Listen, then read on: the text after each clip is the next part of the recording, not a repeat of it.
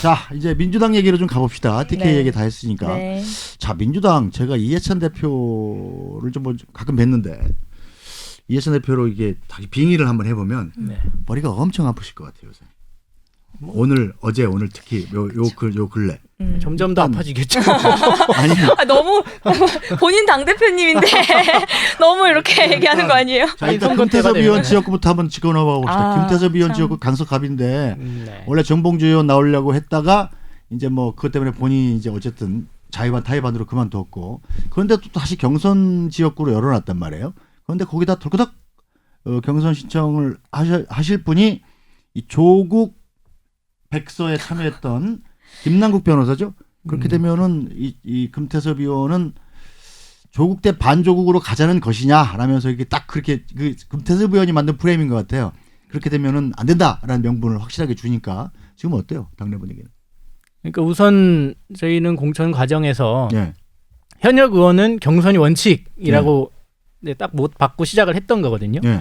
그러다가 이제 정봉주 전 의원님이 이제 말씀하신 것처럼 이제 불출마하겠다 하면서 사실 이제 혼자 남게 된 건데 이 사실 저희가 추가 공모를 하게 된 것은 원래 경선 원칙이 있었고 예. 그리고 정봉주 전 의원과 금태섭 의원님이 이제 적합도 조사에서 약간 비등비등한 상황이라서 네. 경선을 해야겠다라는 입장이었는데 그게 안 되니까 비등비등. 그렇다고 하면 적합도 조사. 적합도 조사에서 적합도 조사라는 게 뭐예요?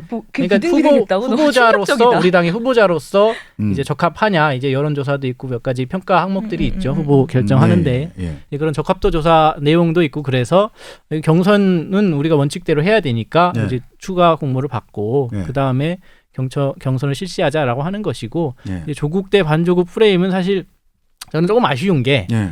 이제 금태섭 의원님이 의총 전에 이제 기자분들하고 만나서 이제 말씀하시면서 그렇게 이제 확대가 된 건데요.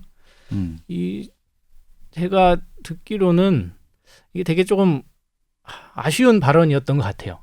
이게 조국 대 반조국이라는 프레임이 예. 이 금태섭 의원님 본인의 선거 예. 형세에는 유리할 수 있을지언정 예. 말씀하신 것처럼 당으로 봤을 때는 왜 그거를 굳이 그런 프레임으로 만들어가냐 전혀 그럴 필요가 없는 것인데 근데 의도적으로 조국 대 반조국 프레임을 만들어가면서 참 아쉬운 프레임을 짜고 계신다. 그래서 이제 그냥 나만 민주당 되면 된다는 거냐 이런 쪽에서는 사실은 입장이 금태섭 의원이 뭐 조국 전 장관 청문회 때도 조국 장관을 질책을 하고 또 저 공수처 법안에도 기권하고 그래서 사실은 일사불란하게 움직이지 않고 당의 방침을 따르지 않았다. 그래서 일단 뭐 굉장히 민주당 골수 지지자들 사이에서는 찍혀 있는 상황이잖아요. 그래서 찍어내야 된다라는 그 뭐든지 무슨 당에서 무슨 조치를 하든지 간에 금태섭을 찍어내려는 거다 이런 의심을 받고 있는 거잖아요. 지금. 그때도 말씀드렸지만 사실 그 공수처 법안에 기권한 것은 저도 좀 적절하지 않은 거라고 생각을 해요. 왜냐하면은 다른 상황이면 몰랐겠는데 그 본회의 직전에 의총에서 이건 당론으로 의결도 한 사항이고 그렇다면 당에 소속된 의원으로서는 당론을 좀 따라야 됐어야 되는 거 아니냐라는 이제 기본적인 생각을 가지고 있고 말씀하신 것처럼 사실 조국 국면에서 뭐 비판받을 부분은 당연히 비판되어야 되고 지적되어야 될 부분은 지적되어야 되는데 이제 그런 지적이나 비판을 이제 금태섭 의원이 했다고 해서 뭐 말씀하신 것처럼 이제 일부 지지자들께서 뭐 찍어내야 된다 이렇게 이제 핀포인트로 찍어가지고 공격하는 것은 올바르지는 않죠. 저희가 봤을 때는. 저도 좀 얘기를 한마디 해도 될까요? 왜 안 되겠어요. 남의 당인데 훨씬 편하게 얘기할 수 있지. 그러니까요. 지금 갑자기 이제 간질간질하고 있어요. 네, 입이 계속 움직이죠. 저는 왜 제가 이제 김태섭 의원님을 두둔해야 되는지는 모르겠지만 마치 북한에서 이렇게 뭐 칭찬받는 것 같은 그런 느낌이 그런 거 전혀 아니고요. 예. 이제 왜 조국 그 프레임을 자꾸 이용하냐 그러니까 지금 그 김남국 후보님이죠. 아직 후보는 아니지만. 김남국 변호사죠 뭐. 김남국 변호사님이 이제 그런 거를 이용하셨다 그 기사가 막 나더라고요. 조국 그 프레임을 이제 허구적인 프레임을 이용한다. 의원님이 자꾸 이용했다. 근데 그분이 조국 사태 때 각종 이제 방송에 출연해서 조국 전 장관 엄청 두둔했던 인물이에요. 그리고 조국 백서의 그 김어준 씨하고 같이 조국 백서 편찬하고 엄청 두둔했던 분이고 그러니까 친조국한 거죠. 쉽게 얘기해서 그건. 금태섭 의원이 그 프레임을 만들었다기보다는 저는 그냥 국민들이 그렇게 생각을 하실 것 같아요. 딱 그냥 나오는 순간 그게 음. 뭐 금태섭 의원님이 내가 이렇게 만들어야지 해서 막 만들어지고 이렇다기보다는 네. 저는 사실은 그 금태섭 의원님 같은 경우 공천하지 않으면 저는 굉장히 역풍이 불지 않을까 수도권 선거에 저는 그렇게 생각을 해요. 왜냐하면 그 한국당 입장에서는 사실 금태섭 의원님 같은 분이 굉장히 까다로워요. 수도권 선거에서는 네. 오히려 이기기 네. 어렵다. 네, 굉장히 까다로운데 네. 공천 안 하시면 한국당 입장에서는 굉장히 땡큐죠. 엄청 땡큐예요. 한석 추가. 땡큐. 저희 강서갑 한석 추가요. 네, 감사합니다. 약간 이런 느낌인데 근데 저는 금태섭 의원님 같은 분이 국회에 많이 계셔야 되지 않을까. 그래야 그렇게 합리적인 분들이 많이 계시고 그런 상식에 대해서 상식과 비상식에 있어서 상식적인 말씀을 하시는 분들이 계속 많이 느셔야 우리나라 정치가 발전할 수 있다고 생각을 하기 때문에 저는 뭐 이렇게 지켜보고 있지만 정치 전반적인 발전을 위해서 네. 당리당략이 아니라 당리당략이 아니라 이거 민주당 대변인으로 가실 거예요. 그러니까 기본적으로 민주당 대변인 빨리. 금태섭 의원님이 이제 조국 반조국 프레임을 만들었다고 제가 생각하는 이유는 네. 이제 뭐 다른 분들께서 말씀하시는 부분도 있죠, 당연히. 근데 이 아까 이제 기자분들하고 말씀을 하실 때 이제 19대 총선 때 이제 김용민 후보를 언급을 하시면서 그때 이제 후원회장이 누군지를 보면 알 것이다라고 한 부분이 후원회장이 조국 전 장관이었거든요. 네. 그러니까 10분 이 프레임을 만들고 싶어하는 의도가 읽히는 거예요. 제가 봤을 때는. 왜냐면 그걸 언급할 이유가 없잖아요.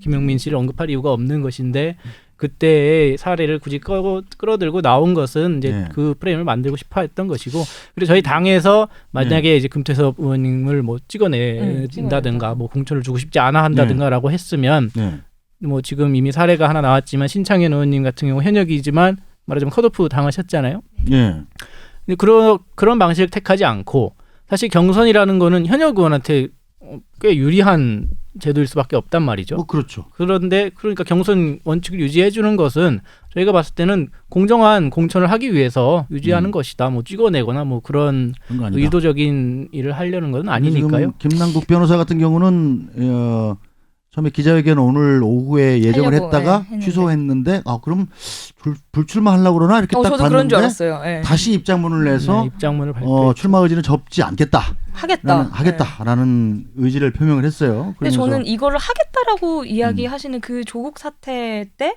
정말 그렇게 조국 전 장관님을 엄청 이렇게 옹호를 했고 그런 부분에 있어서 저는 충분히 금태섭 의원님이 그렇게 이야기를 되게 우려가 될 것 같아요. 그래서 그런 부분에 대해서 이야기를 하는데 만약에 그렇게 경선을 치를 경우 참 국민들이 보실 때 수도권에서 몇 석 날아간다. 저는 그렇다고 민주당이. 생각을 해요. 이런 걱정하시는 민주당 의원들도 있더라고요. 그러니까 그런 프레임이 고착화된다고 하면 문제가 있죠. 근데 이제 제가 아까 말씀드린 것처럼 본인이 그 프레임을 활용하려고 하는 것처럼 보이는 점이 저는 아쉽다는 거죠. 근데 저는 금태섭 지금 의원님이 엄청 공격을 받고 계시대요. 뭐 그 극성 이제 문재인 대통령 지지자분들께 아니면 뭐 골수 민주주의 엄청 그거 약간 일상이 되신 것 같아요. 엄청 너무 공격을 받고 거의 계시는 면역 되셨을 부분이 것 있어서 참 악플도 많이 보다 보면 별로 밋밋해요. 저 기사 쓸 때마다 악플 많이 달리거든요. 특히 뭐 베이징에서 기사 쓰면 뒤에 막 악플이 막 조금 중국을 좀 잘해주는 기사 쓰면 뭐 저런 거 그 중국을 비하하는 그런 원딩을 써가면서 너도 뭐 짱깨냐 뭐 이런 식으로 악플이 많이 달렸었는데 보다 보니까 그렇구나 또 달렸구나. 저도 지난주 그 TV조선 나갔다 왔는데 거기 악플 보니까 되게 재밌던데요. 정말 이제 드디어 장종화 대변인은 악플을 즐기는 그 경지에 이른 건가요? 악플을 엄청난 경지에 이르렀습니다. 그거 보고 우울해지고 그러면 안 돼요. 이렇게 볼 수도 있구나라고. 잘렸어요. 안 불러준대요. 다시. 안 불러준대? 왜? 뭐 이유는 안 말해요. 아니 그냥 이후에 연락이 안 온 거지 뭐 이렇게 잘렸어요 이런 건 아니잖아. 네, 물어봤어요. 연락이 안 와가지고 어제 오늘은 안 가도 되나요? 그랬더니 그렇게 연락을 했어요? 너무 용감하다. 그거 물어볼 권리가 있는 거지 왜? 왜냐면 이제 처음에 말씀하셨을 때는 이제 매주 나가기로 하는 것처럼 얘기를 했었기 때문에 뭐 혹시 당연히 오는 걸로 생각하고 있을 수도 있을 것 같아서 확인을 해본 거죠. 내가 가는 건지 안 가는 건지. 그래서 안 와도 된다고. 안 오셔도 됩니다. 네.